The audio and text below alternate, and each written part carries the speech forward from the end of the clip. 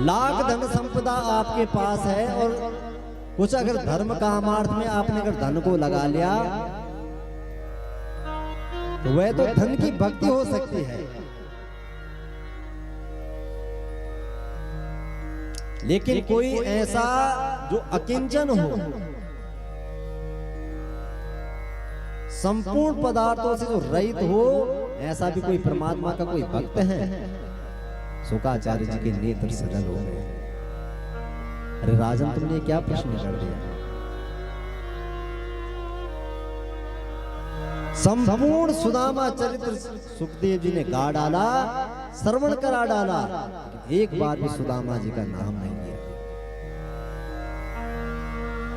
विशेषणों से सुदामा जी को संबोधित करते हैं, ऐसा कोई परमात्मा का सखा था। कृष्णस्यासि सखा कसी ब्राह्मणो ब्रह्मवित्तमा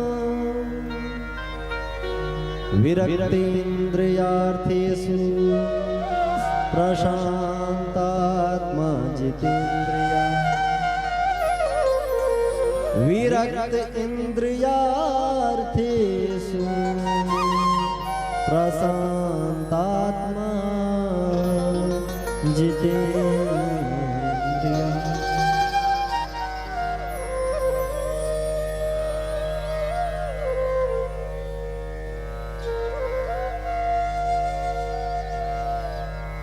आसीत कृष्ण सकः। अरे राजन, ऐसा एक परमात्मा का सखा था। ध्यान दे, मित्र और सखा में क्या अंतर है? मित्र नहीं, सखा कहा गया है। अरे जो सुख दुख में सम्मिलित हो, समय समय पर जिसका मिलन हो, उसे मित्र कहा गया है। सुख दुख में जो एक दूसरे का सुख दुख में जो सम्मिलित, उसे मित्र कहा गया है। लेकिन साखेलति साखादति, जो साथ साथ जो क्रीड़ा करे, साथ साथ जो भोजन करे, साथ साथ जो विश्राम करे, संपूर्ण जीवन जो साथ में जो व्यतीत करे, उसे सखा कहा गया है।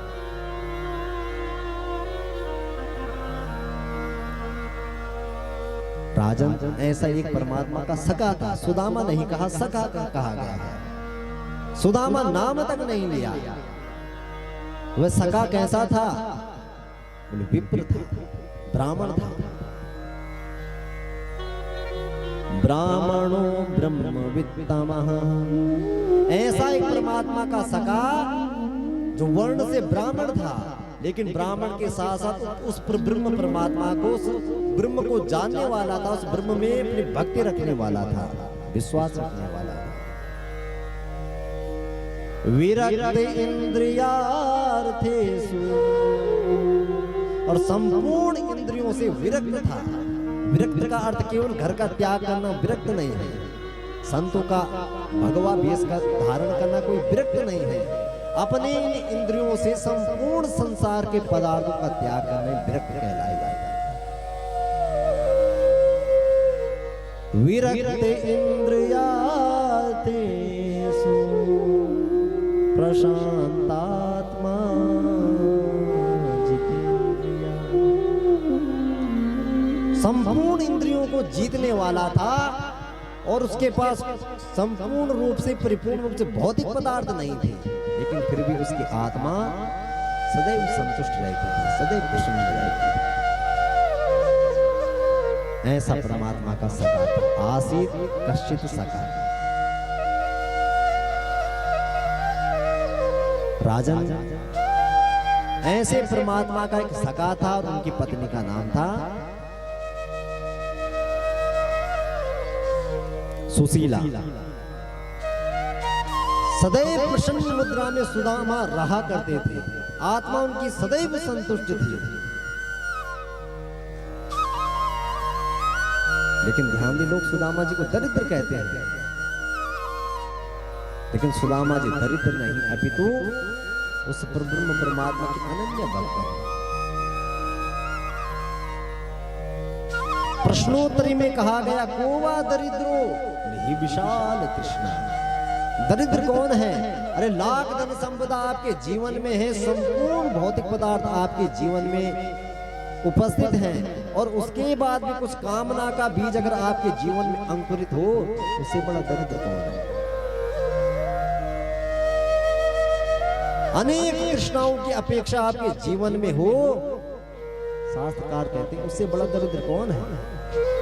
और सुदामा जी के पास भौतिक पदार्थ कुछ नहीं, लेकिन कामनाओं संपूर्ण कामनाओं से रहित है, इसलिए तो सुदामा जी दरिद्र नहीं, सुदामा जी परमात्मा के अनन्य भक्त हैं। दरिद्रासीद मानसा वेपमाना विगम्य च।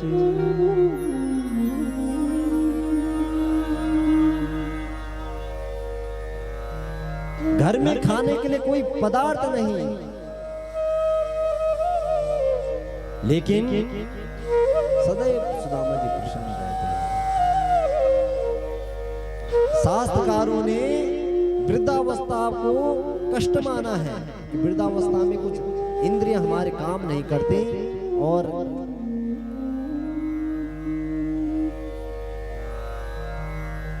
हाथ काम नहीं करते, वाणी काम नहीं करते, नेत्रों का दिखना बंद हो जाता है, कानों से सुनना बंद हो जाता है। इसलिए शास्त्रकारों ने वृद्धावस्था को कष्ट माना है। लेकिन ध्यान दें, वृद्धावस्था से भी कष्ट निर्धनता का है, और उससे भी बड़ा कष्ट पुत्र का शोक है। लेकिन शास्त्रकारों ने सबसे बड़ा कष्ट क्षुधातुर व्यक्ति को कहा गया, भूख वो सबसे बड़ा कष्ट माना। वासुदेव जरा कष्टम निर्धन जीवना, पुत्र शोकम महाकष्टम कष्टात् कष्ट करी चुना।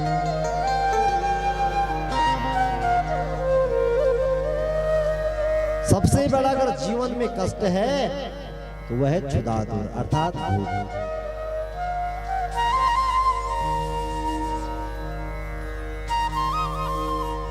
तो भगवान को लगा कि सुदामा मुझसे मिलने कभी आएगा ही नहीं, और इसके जीवन में कोई अपेक्षा है ही नहीं, कोई कामना है ही नहीं,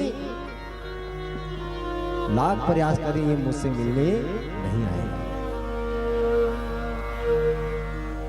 मानो एक साक्षात परमात्मा के स्वरूप में एक ब्राह्मण सुदामा जी के दरवाजे पर गए। सुदामा जी ध्यान अवस्था में लीन थे।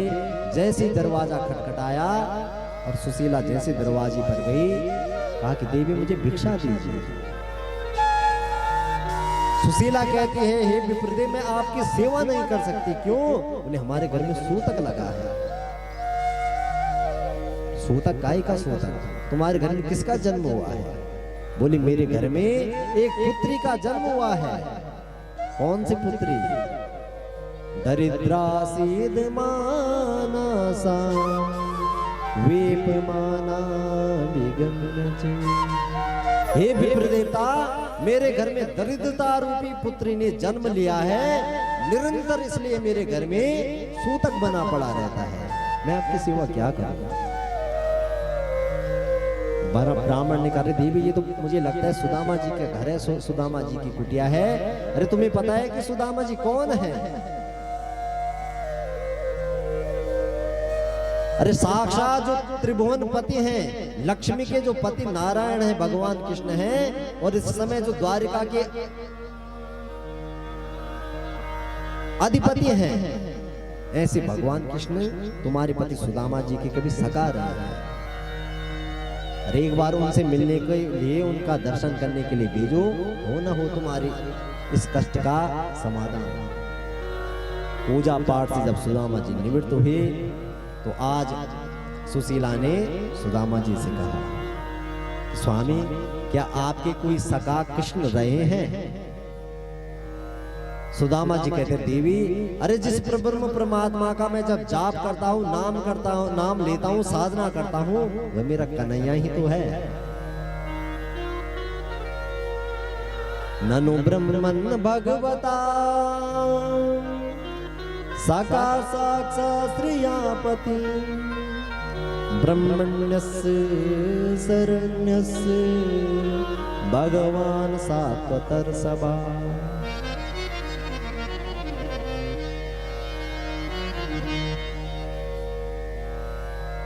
अयम ही परमो लाभो उत्तम श्लोक दर्शनम। अरे सुदामा जी कहते हैं, अरे जीवन का यही तो परम लाभ है। क्या? बोले उस उत्तम श्लोक, उस ब्रह्म परमात्मा का दर्शन करना, परमात्मा का नाम जाप करना। सुशीला कहती, स्वामी तुम्हें पता है इस समय वो कृष्ण कन्हैया द्वारिका में रहता है, और एक बार उससे मिलने के लिए, उसका दर्शन करने के लिए आप चले जाओ।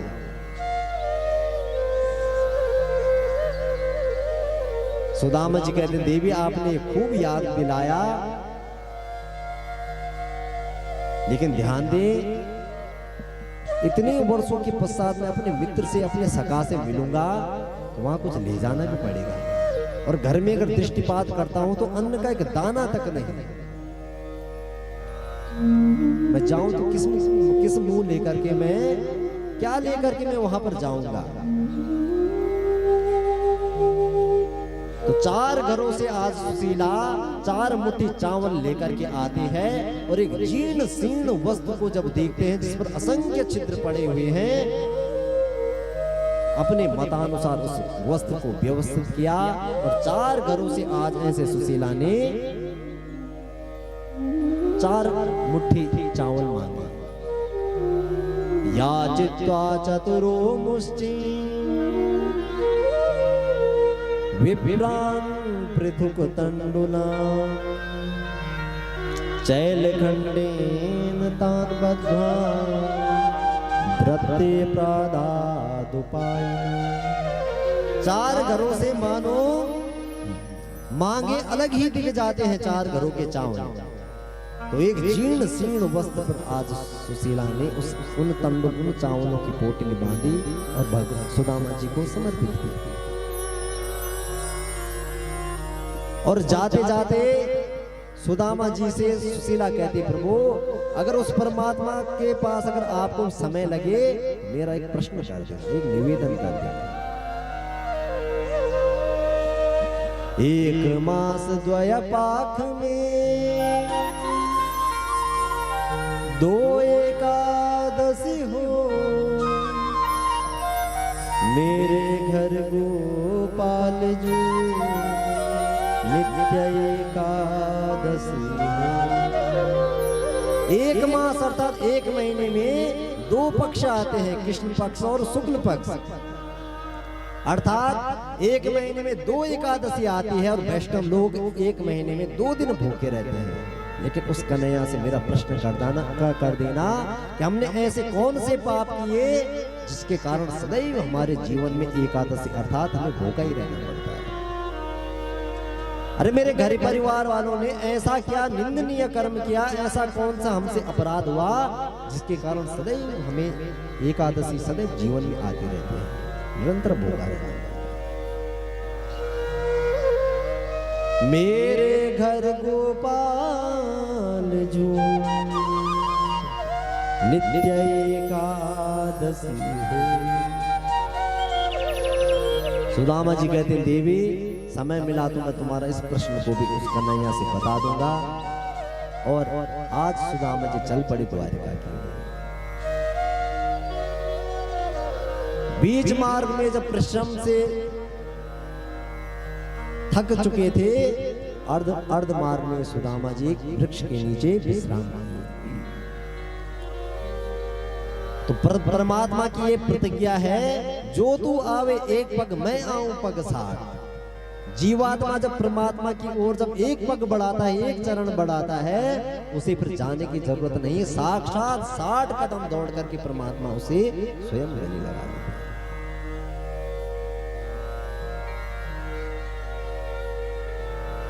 भगवान ने जैसे ही सुदामा जी अर्धरात्रि में विश्राम किए, बीच मार्ग में विश्राम किए, तो कब द्वारका पहुंच गए पता ही नहीं चला।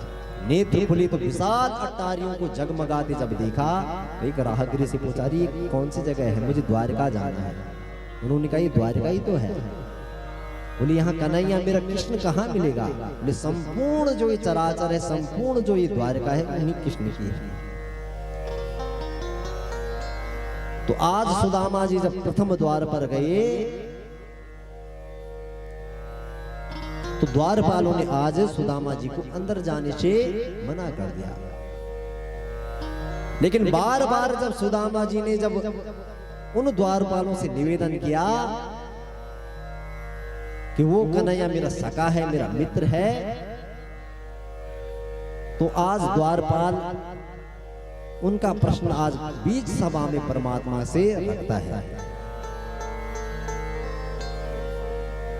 संपूर्ण सभा प्रारंभ थी और इतने में जैसे ही आज द्वारपाल ने प्रवेश किया, भगवान कृष्ण से प्रश्न किया, प्रभु इस दास को आपके सेवा में मेरा जीवन आज व्यतीत हो चुका है, इतना जीवन मेरा व्यतीत हुआ और बड़े बड़े देवताओं को मैंने इस सभा में आते देखा, लेकिन आज जो एक ऐसी जो दीनहीन जो मूर्ति जो द्वार पर खड़ी है और आपको अपना सखा कह रही है, आज तक मैंने इसे नहीं देखा। शीस पगान जगातन प्रभु जाने को आही बसे के ही ग्राम, धोती फटी सिलटी दुपटी और पाँव पान की द्वार खड़ो द्विज निर्मल देख, द्वार खड़ो द्विज दुर्बल देख, रयो चक्षु वसुधा अभिरामा, पूछत दीन दयाल को धाम, बतावत आपन नाम, पूछत दीन दयाल को धाम, बतावत आपन नाम सुदाम। द्वारपाल कहता है, प्रभु इस दास को आपकी सेवा में मेरा संपूर्ण जीवन व्यतीत हुआ, लेकिन ऐसी दीनहीन जो आपको अपना सखा कह रही हो, जिसकी धोती फटी हुई है, संपूर्ण वस्त्र अनेक छिद्र पड़े हुए हैं और सिर पर न कोई पग है, न पांव में कोई चरण पादुका, और ऐसे दीनहीन एक व्यक्ति प्रथम द्वार पर खड़ा है और आपको अपना सखा कह रहा है और अपना नाम सुदामा कह रहा है। सुदामा नाम सुनते ही परमात्मा चौंक पड़े, संपूर्ण सभा सदों को त्याग करके उसी ओर दौड़ पड़े। सुन नाम अचानक प्रभु स्वर्ण सिंहासन त्याग के भागे, पग से पट पीत को दूर कियो, उलझे मणिमाल तोड़ के भागे। सब विस्मित होकर देख रहे, महारानियों से मुख मोड़ के भागे, पद पादुकहीन विहीन हुए, द्विज दीन कहाँ कर जोड़ के भागे। चरण पादुका पहनना परमात्मा भूल गए, अपना पीतांबर उनका नीचे गिर गया। संपूर्ण सभासद का आज परमात्मा त्याग करके 7 जोड़ी पार दौड़ करके सुदामा सुदामा कहते हुए दोनों हाथ जोड़ करके उसी ओर दौड़ पड़े, और जैसे ही प्रथम द्वार पर पहुंचे, दौड़ करके परमात्मा ने आज सुदामा जी को अपने अंक में लिया। सुदामा जी को लगा मानो जैसे क्षीर सागर में मैंने अवगाहन कर लिया। दीन बंधु भगवान की सुनी सब बाल वृद्ध नर नारी।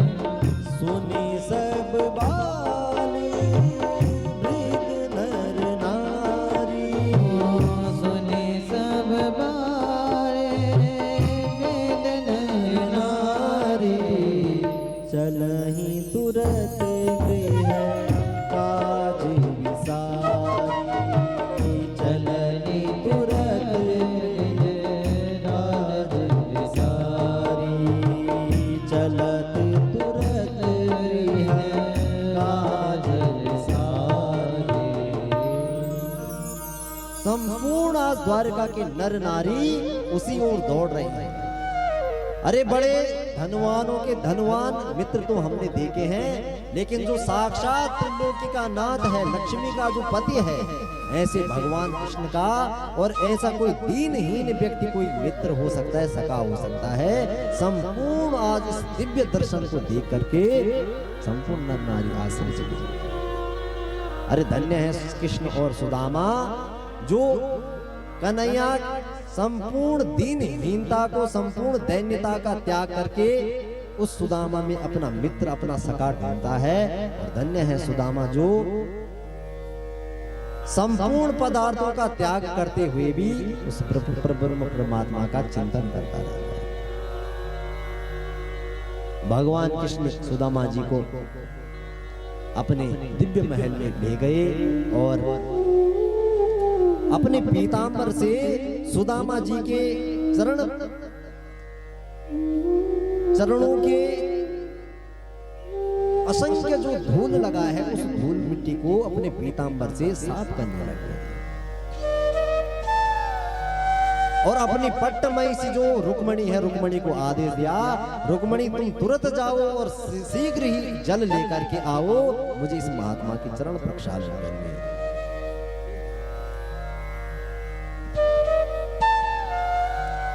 अरे द्वारका में संपूर्ण सैनिक, संपूर्ण सेवक अपने जीवन को धन्य मानते हैं कि एक बार उस परमात्मा की, उस प्रभु की सेवा करने का मुझे अवसर मिले।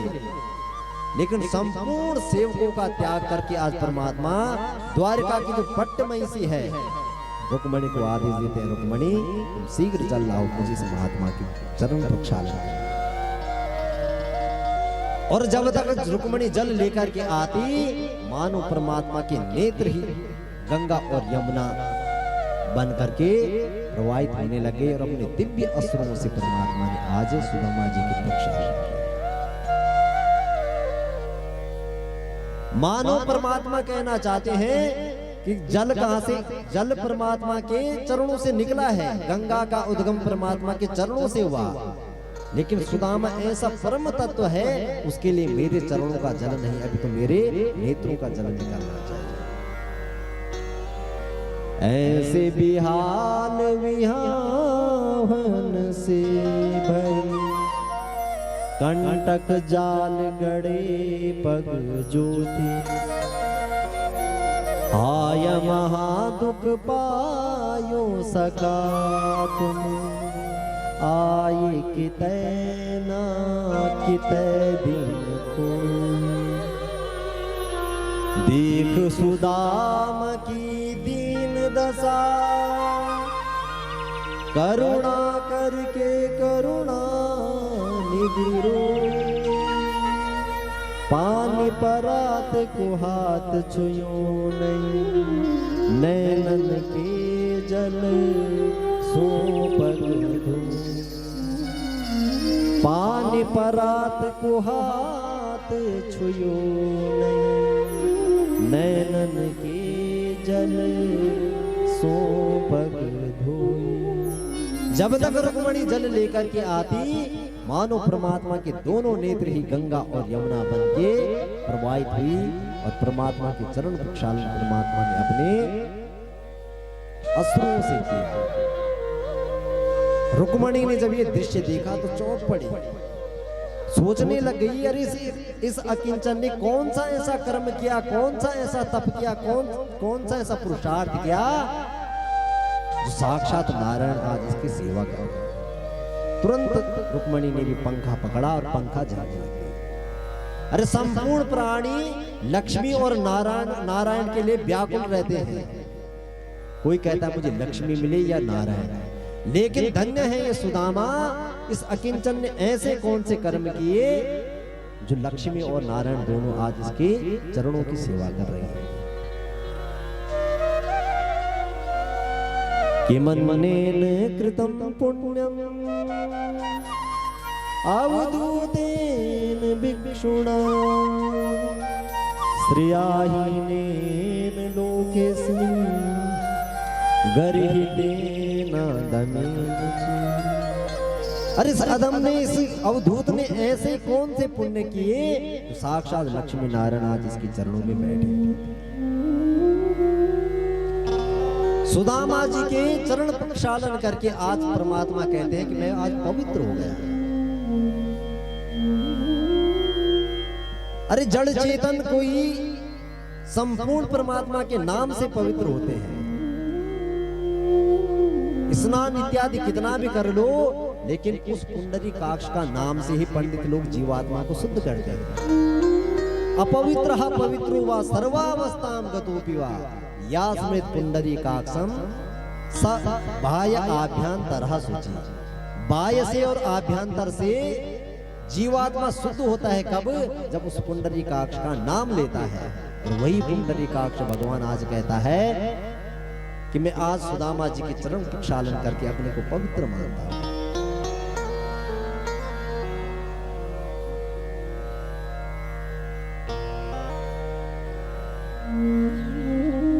तो जिस परमात्मा का नाम ही संपूर्ण भूत प्राणियों का कल्याण करता है, संपूर्ण चराचर का मंगल करता है, वही आज नारायण कहता है कि मैं अपने जीवन को आज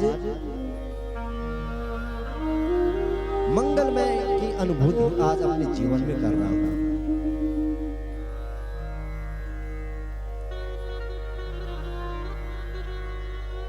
मानो परमात्मा क्या कहना चाहते हैं, जो सुदामा जैसा निरपेक्ष भक्त हो, उस भक्त के लिए सदैव मैं पीछे पीछे दौड़ता रहता हूं।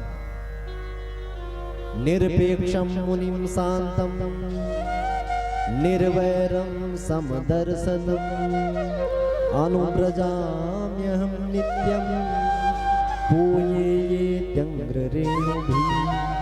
जो सुदामा जैसा अनन्य मेरा भक्त होगा, उसके चरणों के धूल के लिए मैं सदैव उसके पीछे पीछे दौड़ता रहता हूं। परमात्मा की प्रतिज्ञा है।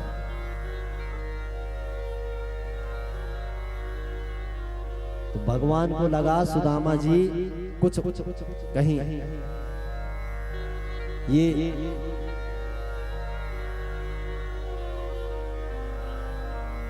संपूर्ण सभासद के सामने ये हो न हो, ये डर रहे हो, इसलिए परमात्मा आप एकांत में सुदामा जी को लेकर के गए और संपूर्ण अपने बचपन की याद और बचपन के दिन सुदामा और कृष्ण ने व्यक्त किए। भगवान बोले, अरे सुदामा,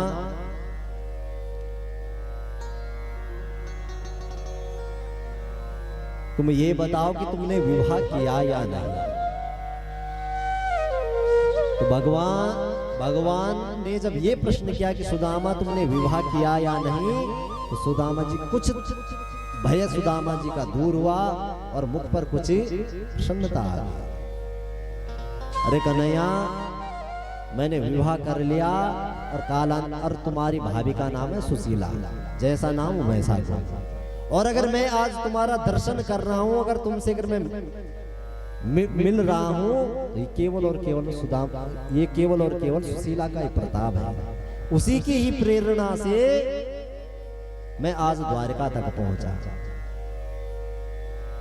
अरे भले ही मेरा जीवन समाप्त हो जाता, लेकिन मैं कदापि द्वारका की ओर देखता तक नहीं। क्यों? मैं तो सदैव तुम्हारा जाप इत्यादि किया करता था। लेकिन आज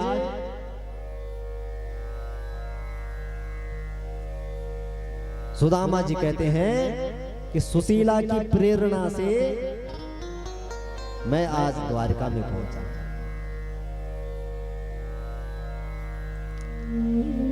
भगवान बोले, अगर भाभी ने अगर तुम्हें यहाँ भेजा है, भाभी ने कुछ न कुछ हमारे लिए दिया भी होगा। तो सुदामा जी को लगा ये त्रिलोकी नाथ है, लक्ष्मी का पति है, और इसे अगर मैं 4 घर के अगर मांगे हुए अगर चावल अगर दूंगा, तो ये मेरे प्रति क्या विचार व्यक्त करेगा। तो सुदामा जी ने मना कर दिया, मेरे पास कुछ नहीं है। भगवान कहते हैं मित्र, गुरुकुल की कि वो क्या दिन थे कि जब हम गुरु सांदीपनि के यहाँ विद्या ही तो जब गए थे, तो उस समय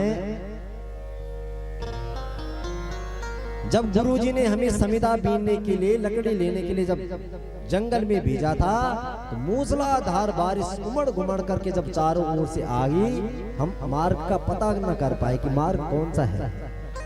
पूरी रात्रि हमने उस दिन जंगल में वृक्ष पर ही व्यतीत की। सुदामा जी कहते हैं अरे कन्हैया, वो दिन हम कैसे भूल सकते हैं। और प्रातःकालीन बेला में जब गुरुजी हमें मिले तो कितने चिंतित हो गए थे और कितना गुरुजी ने हमें आशीर्वाद दिया। तुष्टो हम वो द्विज श्रेष्ठा सत्या संतु मनोरथा छंदांस यातयामानि भवन्तु इह परत्रचि। बड़े संतुष्ट गुरुजी हमसे हुए थे और दिव्य आशीर्वाद गुरुजी ने हमें दिया था कि अरे कृष्ण सुदामा, तुम्हें देखकर अत्यधिक प्रसन्न हो, आज जीवन पर्यंत तुम मेरी विद्या तुम्हें सदैव स्मरण रहेगी। भगवान कहते हैं अरे सुदामा जी, वो बात तो तुम्हें याद है, लेकिन ये बताओ तुम हमारे लिए क्या लाए। अरे मेरा भाव है, मेरी प्रतिज्ञा है, कोई मुझे पत्र दे, कोई मुझे पुष्प दे, कोई मुझे जल दे, लेकिन भक्ति भाव से जो मुझे देता है उसे मैं स्वीकार करता हूं। पत्रम पुष्पम फलम तोयम यो मे भक्त्या प्रयच्छति तदहं भक्ति प्रहितम असनामि प्रयतात्मना।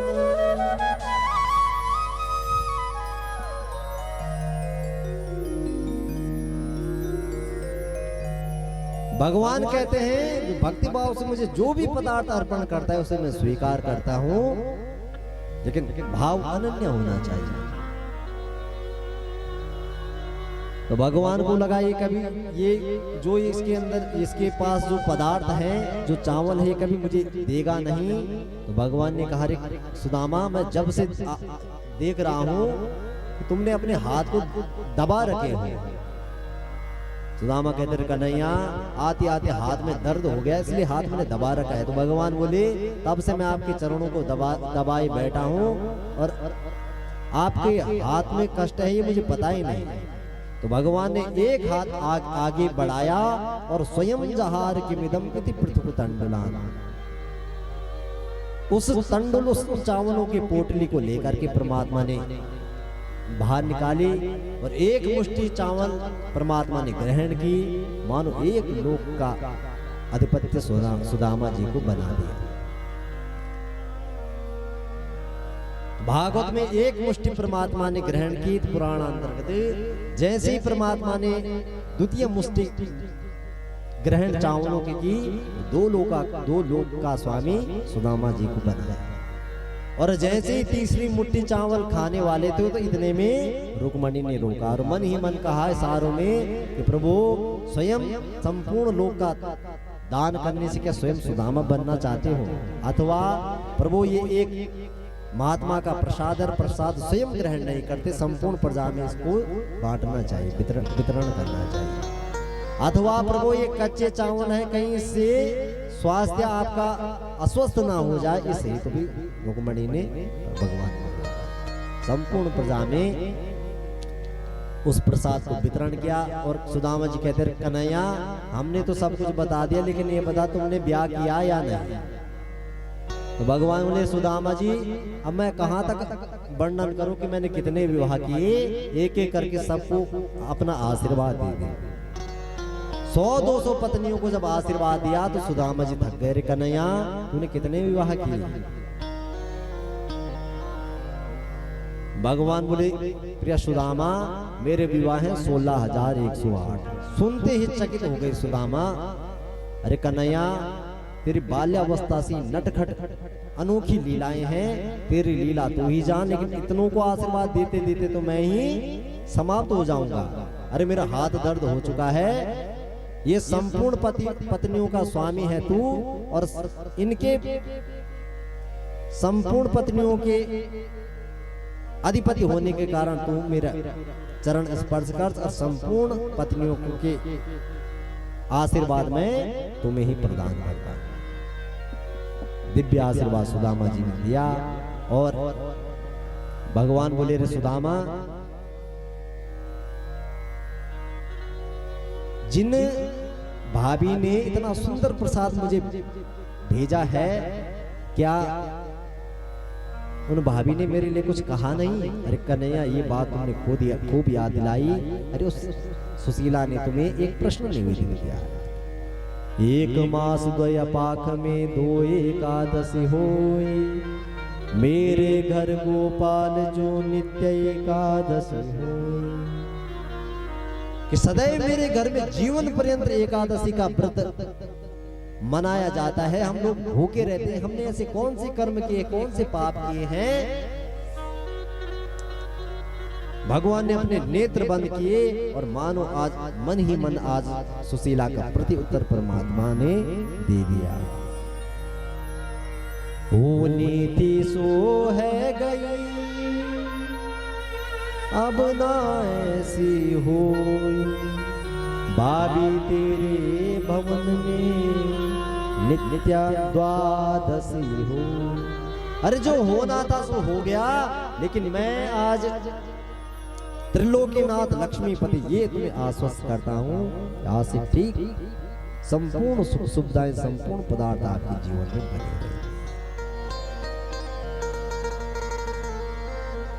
एक दिन सुदामा जी द्वारका में रहे, और दूसरे दिन पुनः सुदामा जी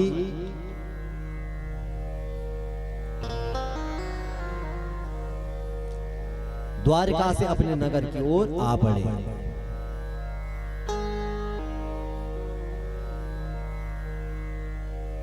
तो सुदामा जी को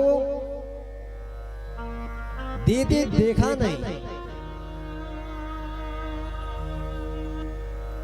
लेकिन कब झोली भर गई पता ही नहीं चला। सुदामा जी जब अपने नगर में पहुंचे तो विशाल अटारियों को जगमगाता हुआ महल जब देखा तो सोचने लगे ये किसके हैं। सुशीला ने कहा, ये सब उसी द्वारिका नाथ की कृपा है कि संपूर्ण पदार्थ हमारे जीवन में उपस्थित है। सुदामा जी मन ही मन उस कृष्ण कन्हैया का धन्यवाद करते हैं, आभार व्यक्त करते हैं। कहते रे कन्हैया, तू भी घनश्याम, और बादलों को भी घनश्याम कहते हैं। संपूर्ण चराचर रात्रि में सोता है, और वो घनश्याम कब हमारे प्रति कब वर्षा कर दे, कब बरसात कर दे, पता ही नहीं चलता। इसलिए बादलों को भी घनश्याम कहा गया।